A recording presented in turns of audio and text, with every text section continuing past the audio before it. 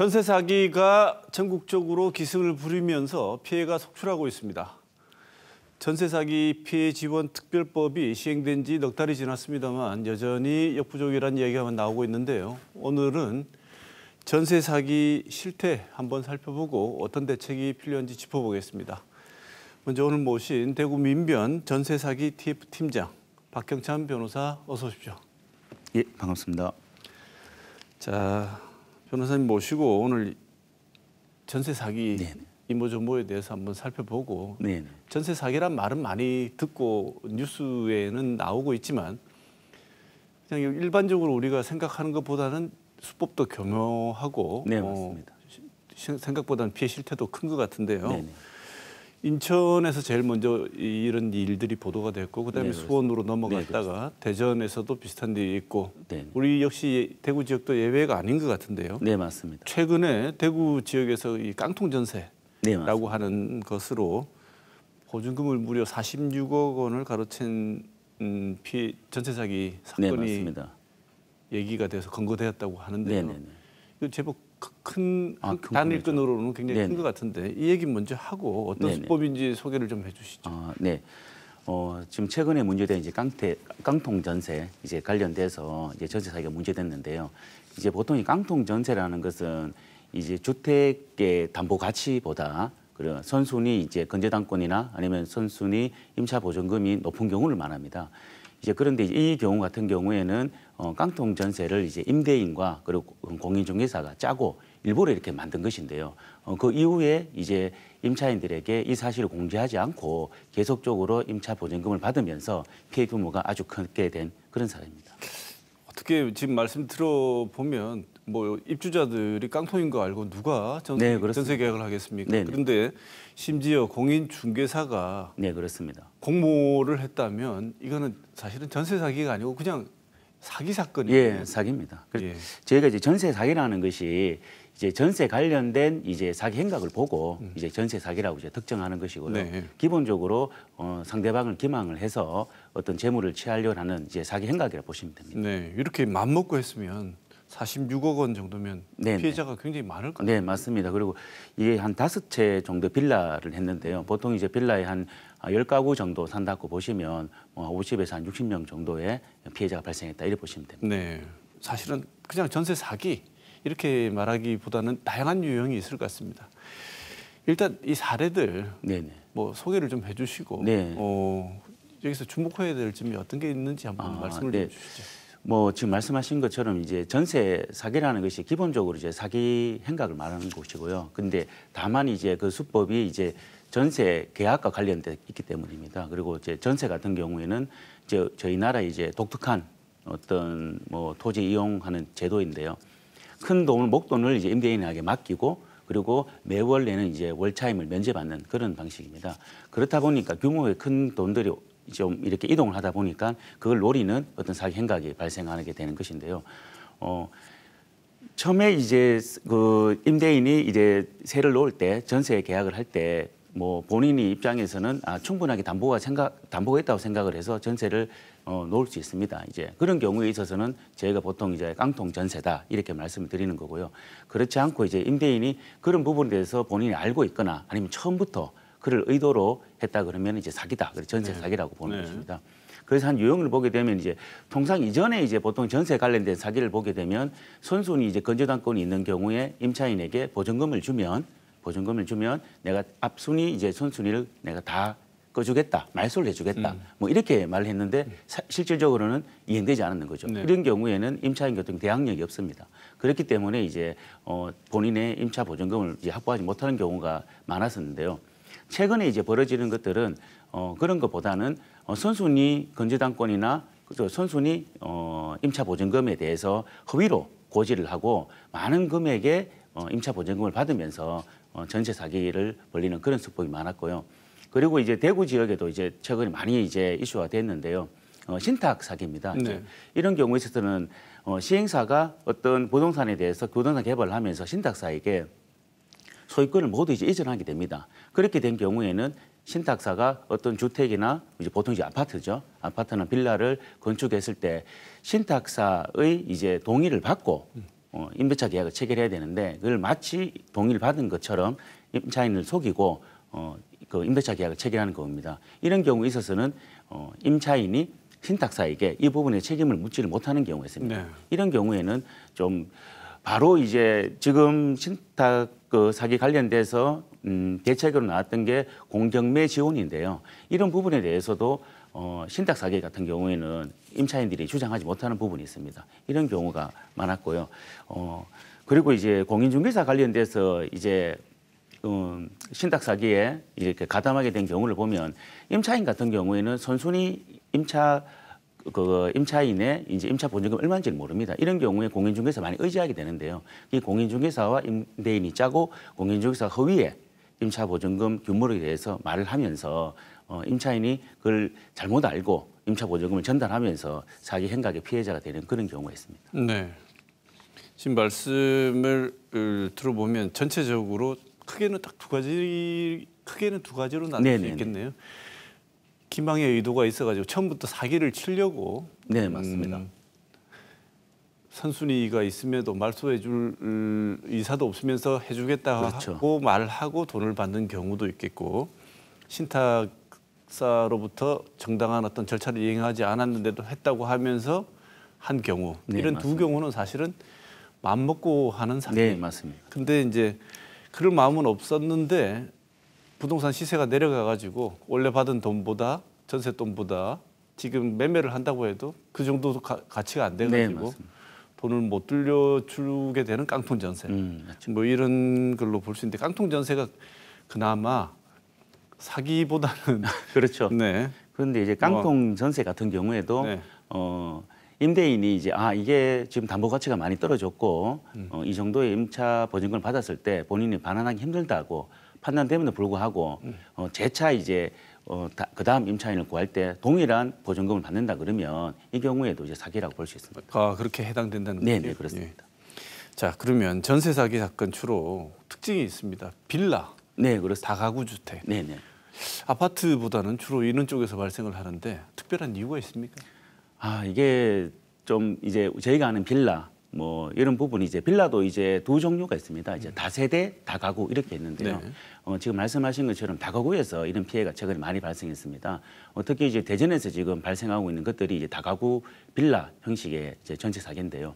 이 경우는 이제 다가구 같은 경우에는 전체 건물 한 동을 하나의 부동산으로 보게 됩니다. 그렇다 보니 이제 선순위나 아니면 건전한권에 대해서 전체 건물을 같이 보다 보니까 이거를 평가하거나 그리고 임차인이 그 임차 목적물에 들어가면서도 본인이 앞순위의 임차 보증금이 어느 정도인지도 확인하기 힘듭니다. 네. 만일에 이제 개별적으로 나누어져 있는 다세대 이제 빌라 같은 경우에는 본인이 들어가는 호실에 대해서만 부동산 등기부를 떼보고 확인하면 되는데 그렇지 않고 다가구 같은 경우에는 전체를 함께 평가하다 보니까 이렇게 깡통 전세 또는 이제 전세 사기에 피해자 되는 경우가 많습니다. 네.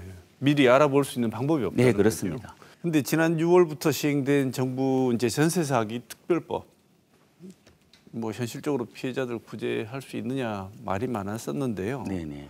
없는 것보다는 분명히 낫겠죠. 네, 맞습니다. 그렇지만 전세 사기 특별법이 크게 두 가지 차원으로 나누어서 진행이 되면서 하나가 경공매 절차 지원이고 또 하나가 금융 지원 네, 이렇게 맞습니다. 나와 있는데 이게 과연 제대로 작동하고 있는가에 대해서는 여러 가지 아쉬운 얘기들이 많이 네, 나오는 것 맞습니다. 같습니다. 그래서 먼저 이 지금 나와 있는 전세 사기 특별법 제일 먼저 짚어볼 거는 경공매 절차 지원. 네, 이게 네. 어떤 내용이고 뭐 어떻게 구제가 되고 있는지 그리고 실효성을 어떻게 보시는지 말씀 좀 주시죠. 네네. 이런 경우는 이제 피해 임차인이 이제 후순위 이제 임차인입니다. 이제 전순위로 이제 건재당권이 있다든지 아니면은 이제 선순위 임차인이 있는 경우에 이제 발생하는데요. 그렇다 그러면 이제 이 선순위에 따라서 경매가 진행된다 보면은 본인이 대항력이 없어서 이제 그 주거지를 잃어야 되는 그런 상황입니다. 네. 그렇기 때문에 경공매가 진행됐을 때 그 진행을 이제 유예를 한다든지 안 그러면 정지를 시키는 신청하게 되면 받아들여질 수 있고요. 예, 가장 이제 중요한 것이 그렇다 그러면 임차인에게 우선 매수 청구권을 행사하는 겁니다. 그러니까 인정해 주는 건데요. 네. 우선 매수권을 행사하게 되면은 이제 경락이 되었을 때 동일한 금액으로 본인이 가장 먼저 매수를 할 수 있는 그런 지위를 줍니다. 이제 이런 경우에 있어서 좀 아쉬운 거는 뭐냐면은 그럼 그 임차인이 또다시 그 매수 청구를 행사했을 때 낙찰 대금을 지급을 해야 되거든요. 네. 이제 그 금액을 이제 재차 마련하고 마련하다 보면은 또 하나의 또 빚이 생기는 거고 네. 좀 문제가 있고요. 그럼 이런 경우에 그러면 LH 공사에 그러면 매수 청구권을 이제 양도를 하는 거죠. 그러면 좀 매수를 해달라. 그리고 본인들이 매수를 해서 내가 계속 살게 해달라고 할 수 있는데 이런 경우에 있어서도 LH 공사에서 매수할 수 있는 주택들이 좀 제한이 있습니다. 네. 뭐 불법 건축물이 좀 있다든지 그렇지 않고 이제 근린 생활시설 같은 경우에는 매수하기가 어려운데요. 이런 부분에 대해서는 좀 경공매 지원이 이제 좀 효과를 발휘하지 못하는 그런 상황입니다. 네. 경매 또는 공매 절차가 진행될 때 네, 맞습니다. 최대한 피해자한테 유리하도록 네, 맞습니다. 나름의 길을 열어놨긴 했지만 네. 또 다른 추가적인 돈을 부담하고 네. 동원하지 않으면 실질적으로는 효과가 없는. 네, 그리고 또 하나가 이제 신탁 사기 같은 경우에는 임대인과 이제 실제 소유자가 다릅니다. 소유자 신탁사고 임대인이 보통 시행사가 많은데요. 네. 그러다 보니 이 경우에 있어서는 경공매 지원에서 제외되는 그런 지금 실정입니다. 꼭 필요해 보이는 데는 다 빠져 있네.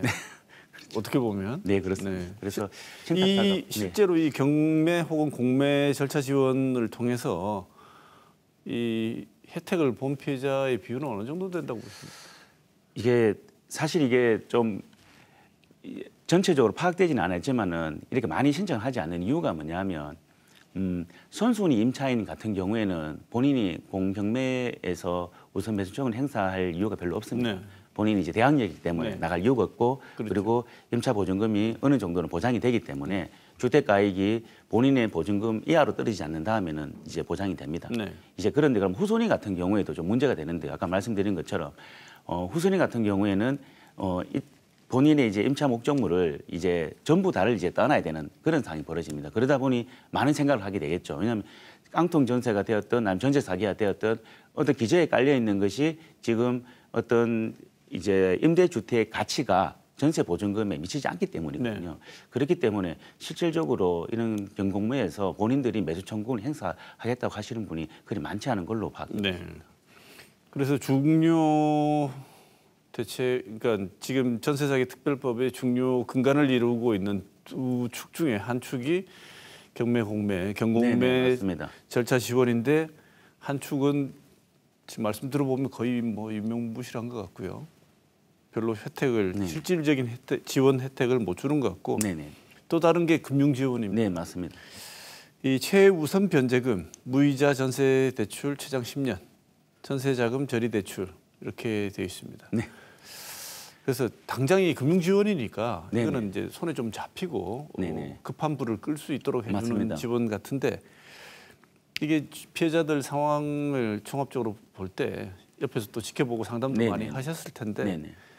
금융 지원이 제대로 이거는 또 이루어질 수 있는 여건이 되고 있습니까? 이게 금융 지원 이제 내용을 보게 되면 이제 이렇게 하게 되는 게 이제 뭐 본인이 계속 그 거주지에 있으면서 뭐 이렇게 새로운 이제 대출을 받아서 그 돈으로 이제 그 거주지를 유지한다는 그런 개념보다는 우선 매수 청구권을 행사했을 때 그 금액을 이제 대출을 해준다든지 이제 또는 이제 다른 지역으로 다른 거주지로 이동했을 때 이제 전세 자금을 이제 대출해주는 형식인데요.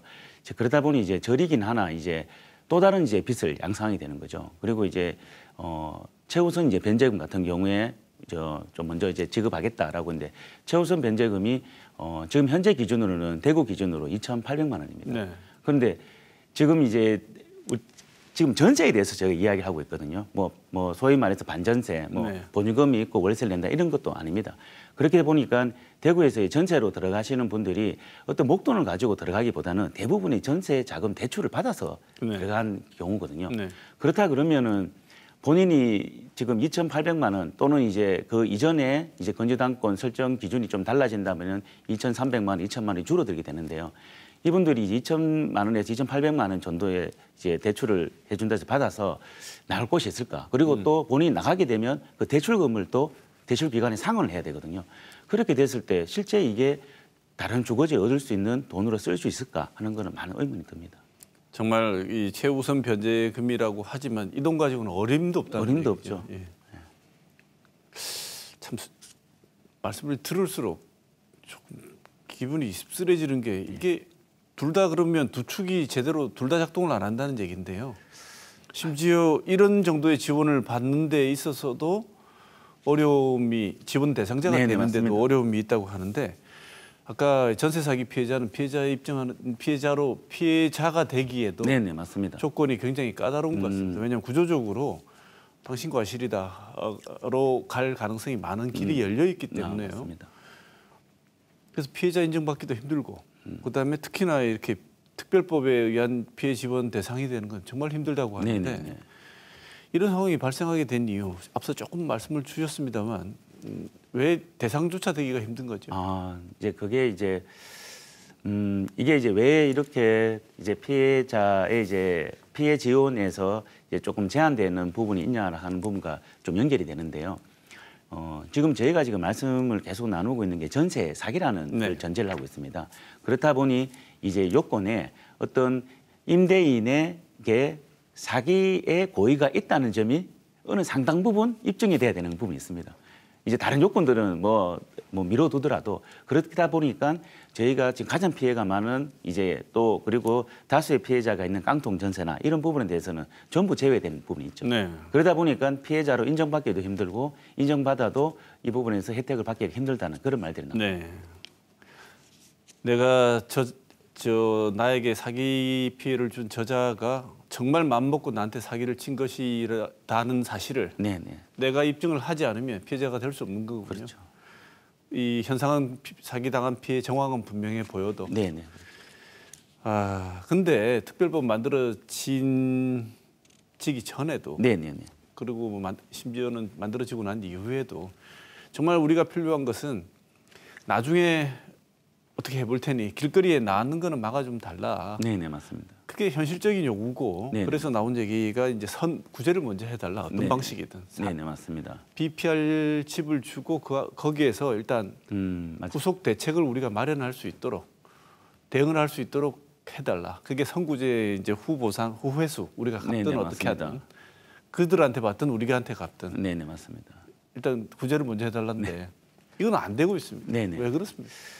이게 이제 바라보는 이제 시각이 이제 뭐 이게 사기에 대한 피해자라고 보는데요. 범죄 피해자죠. 그렇다 보면은 임차 보증금 회수는 이제 부분은 이제 범죄 피해 금액이고 그러다 보면 범죄자와 피해자 사이의 민사상의 문제라는 고 보는 시각이 이제 가장 큽니다. 그런데 이제 최근에 이제 인천 같은 경우에는 이런 사건을 해서 이제 연달아 조금 극단적인 선택을 하시는 분들이 많았습니다. 그러다 보니 정부 차원에서 어떤 대책을 내놓아야겠다라고 해서 이제 지원 대책이 나왔고요. 그러다 보니까 좀 금융 지원이나 어떤 지금 이제 경매가 진행되는 거에 대해서 어떤 유예나 정지하는 부분으로 집중하게 됐습니다. 이제 그러다 보니 이제 어떤 선구제 또는 지금 선구제를 많이 주장하시는 임차인들 입장에서는 뭐냐면은 내가 여기서 좀 벗어나고 싶다 이런 게 가장 큰 건데요. 이제 그 부분에 대해서 이제 정부 입장에서는 그렇다고 했을 때 다른 이제 사기 피해자와의 형평성 문제도 많이 이제 고려하는 이제 그런 사정입니다. 네. 다른 사기 사건 피해자들도 어떻게 네네, 보면 맞습니다. 심정적으로는 비슷할 텐데 네네. 전세 사기만 특별히 선구제할 수는 없다. 네네네. 뭐 어떤 법적 형평성 차원에서는 충분히 이해가 합니다만 이렇게 한꺼번에 발생하는 경우에는 조금 어떻게 보면 다른 차원에서 고려도 있어야 되지 않을까 이런 생각도 들긴 합니다. 그런데 뭐 법적인 형평성, 안정성 역시 중요하다는 생각도 들어서 이건 참 어려운 문제다 이런 생각이 드는데요. 근데 공인중개사분이 다 그렇다는 건 아닙니다만 네네네. 이렇게 마음먹고 이런 나쁜 행위를 하는 공인중개사는 전체 공인중개사들의 신뢰에 심각한 손상을 입히고 부동산 거래 시스템에 어떻게 보면 심각한 위기를 초래하는 일인데 맞습니다. 처벌을 얼마나 받습니까? 이렇게. 이런 경우에 이제 공인중개사법에 의해서는 이제 설명 의무 위반으로 볼 수 있습니다. 네. 이런 경우에는 어떤 형사처벌보다 형사처벌 규정은 따로 없고요. 이제 과태료 그리고 이제 영업 정지, 업무 정지 이런 규정이 있는데요. 그런데 이제 이런 경우에 있어서는 저희가 이제 공인중개사법에서 처벌되는 것이 아니고 일반 형사법으로 네. 처벌됩니다. 그리고 이제 특경법으로 처벌되고 있는 거고요. 다 공모를 했기 때문에 그래서 이제 지금으로서 논의되는 게 공인중개사법의 처벌 규정을 강화하자는 그런 논의에 대해서는 크게 나오지 않는 부분이 있는 것 같습니다. 네. 지금 말씀하시면 설명을 하지 않았다는 네네. 규정을 위반하고 과태료 처벌을 한다는 것인데 네네네. 그 설명을 적극적으로 하지 않는 행위가 사기 행위에 일종의 같이 모의까지는 아니라고 하더라도 네네 맞습니다. 자기는 자기 부작위에 의해서 네네. 마음은 먹지 않았으나 사기를 성립시킨 걸로 법원에서는 실제로 처벌하거나 이러지는 않습니까? 아, 네. 지금 이제 말씀하신 것처럼 본인이 이제 단순히 이제 임대인이 알려주지 않기 때문에 알려주지 않는다라고 그 임차인이 통지하는 경우에 있어서는 법원이 이제 형사처벌하지는 않습니다. 이게 사기의 공범으로 보지 네. 않고 있고요. 그리고 다만 이제 최근에 보게 되면은 이제 임차인이 이제 공인중개사 상대로 손해배상을 청구한 사례가 있습니다. 이 경우에 있어서는 공인중개사에게 일정 부분 책임을 묻는 이제 그런 판결이 있습니다. 참 보면 결국은 구조가 사기 당한 사람 네가 좀 더 적극적으로 꼼꼼히 챙겨보지 않아서 그렇다는 구조로 흘러갈 수밖에 없는 상황인 것 같아요. 왜냐하면 처벌도 그렇게 당연히 잘 처리할 거라고 공인이지 않습니까? 네네, 맞습니다. 공인중개사인데 믿고 처리했는데 그게 안 되어도 과태료 정도라면 결국은 처음부터 끝까지 아무도 믿지 말고 스스로 본인이 잘 챙겨보는 수밖에 없다. 결국 당하면 본인 탓이다. 네, 좀- 이런 구조가 지금 돼 있는 것 같은데 심지어 지금은 그런 것 때문에 이제 혹시나 모른다고 생각해서 많은 분들이 보증보험이란 걸 가입하지 네, 않습니까? 맞습니다. 전세 사기는 심각해지고 있는데 최근에는 그래서 나는 그것으로부터 안전망을 확보하겠다고 네네. 이 많은 생각을 하신 분들이 이 보증보험에 가입하는 거는 그래도 생각이 많은 분들이잖아요. 네네 맞습니다. 근데 보험금 지급 안 하는 경우가 가끔 있다는데 이게 왜 이렇습니까? 최근에 이제 부산 쪽에서 네. 이런 일이 좀 발생했는데요. 뭐 대표적인 사례가 이제 부산에서 가장 크게 문제되고 아마 그 임대인 이제 구속된 걸로 제가 알고 있습니다. 임대인이 이제 민간 임대 사업자로서 이제 이제 사업을 하기 위해서는 이제 보증증권에 가입을 해야 되는데요. 이제 그러다 보니까 그런데 그 조건이 있습니다. 이렇게 어떤 임대 이제 주택의 공시지가의 뭐 150% 내에서 임차 보증금을 받을 수 있다. 뭐 이런 기준들이 좀 있습니다. 네. 그런데 그거를 이제 면탈하기 위해서 임대인이 임대차 계약서에 이제 그 보증금 난을 이제 좀 위조를 하는 거죠. 네. 위조를 해서 만일에 이제 뭐 1억 5천인데 이제 이 부분에 대해서 1억으로 기재해서 실제 받은 보증금을 이제 낮추는 거죠. 낮추다 보면은 전체 이제 기준에 이제 부합되도록 만드는 것입니다. 그런데 실제 받은 건 1억 5천입니다. 그런데 1억 5천으로 전부 이 한동에 이제 임대주택을 계산하게 되면 이제 한도를 훌쩍 넘은 거죠. 네. 이제 이런 경우에 있어서 이제 주택 이제 도시 이제 보증공사인데요. 여기 네. 보통 허그라 그럽니다. 네. 허그에서 이런 경우에 임대인에게 보증 계약을 해지를 하고 그래서 임차인에게 이 해지를 통해서 저희가 보증금을 드릴 수가 없다. 뭐 전세 보증금을 반환할 수 없다. 이렇게 통지하는 경우가 발생했습니다. 네. 결국은 보험 증권도 믿었는데 그것도 마음 먹고 네, 사기를 맞습니다. 치는 자들한테는 당할 수가 없다는 네, 얘기인데 네, 네. 지금 우리 박 변호사님 보시기에 실제 사례도 상담하고 네, 네. 이러면서 보시기에 전세사기 특별법 사각지대 이거는 조금 보완해야 된다고 생각되는 지점이 어딘가요? 네네. 지금 뭐쭉 이제 말씀을 다 드렸습니다. 이게 선구제 이제 후 회수를 하자 이런 뭐 여러 가지 이야기가 나오고 있는데요. 가장 이제 사각지대가 지금 많이 드러나는 게 이제 다가구 임대주택에서 많이 드러나고요. 그리고 이제 신탁 사기에서 많이 드러납니다. 그런데 이런 부분에 대해서 뭐 좀 피해자에게 어느 정도 구제가 되기 위해서는 이제 선구제 그리고 후 회수 이래. 그런데 이제 일각에서는 이제 이런 부분을 그러면 임차인에게 전액을 이제 뭐 임차 보증금을 국가에서 책임진다라고 알고 계시는 분도 계신데 그렇지는 않고요. 지금 그런 부분에서 프로그램이라고 이렇게 칭하고 있는데요.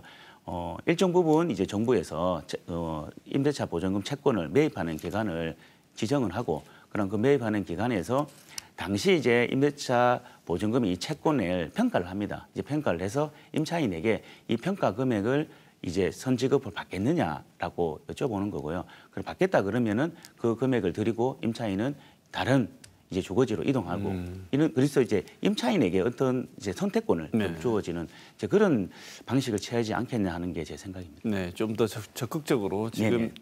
이런 현상을 당장 당하신 분들, 특히 젊은 분들 네네, 많은데 맞습니다. 타개할 수 있는 방법을 조금 전향적으로 네네, 맞습니다. 고려해달라는 말씀을 주셨습니다.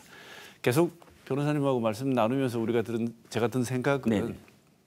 앞서 말씀드렸습니다만 부동산 계약 결국은 당하면 전세 사기를 당하면 가장 고통스러운 건 개인이고 네, 맞습니다. 책임도 개인에게 자꾸 돌아온다고 하고 있습니다. 네네.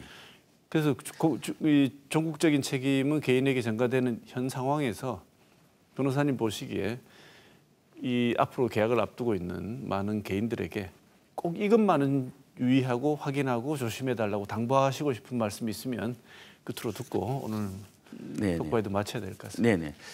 이제 먼저 이제 하나 이제 말씀드리고 싶은 것이 이제 이 지금 전세 사기 깡통 전세가 발생했는 게 좀 개인의 문제는 아닙니다. 사실 이런 깡통 전세가 발생할 거라고 대해서는 한 3년 전부터 이제 경고가 다 있었고요. 부동산 경기가 이제 과열되면서 문제가 발생했었습니다. 그리고 깡통 전세로 인해 가지고 지금 임대주택이 이래 뭐 각 호실들이 좀 비거나 안 그러면은 실제 이제 임대주택을 관리해야 되는 소유자가 뭐 사라지거나 이런 경우 있어서 임대주택이 관리되지 않아서 사회적 문제가 발생될 거라고 지금 예측이 다 가능하고 있습니다.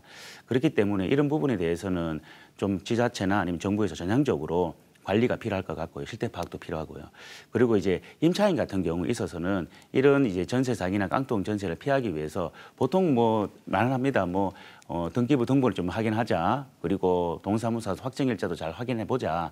뭐 이렇게 이야기하지만 사실 뭐 마음 먹고 임대인이 그런 부분을 동의를 하지 않겠다라고 하면 사실 뭐 나는 마음에 드는 집인데 임대인이 좀 까탈스럽다 해서 들어가지 않을 수 없는 그런 사항이 있습니다. 이런 경우에 있어서는 공인중개사에게 보증증권에 좀 가입하게 해달라. 그리고 보증증권에 가입할 수 있는지 좀 확인해 달라라고 꼭 요청하셔서 보증증권 가입 이후에 한번 이제 임대차 목적물에 들어가시는 게 맞다고 생각합니다. 네.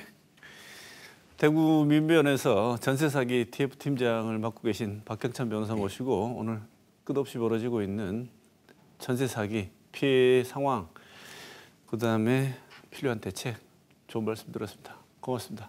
네, 감사합니다.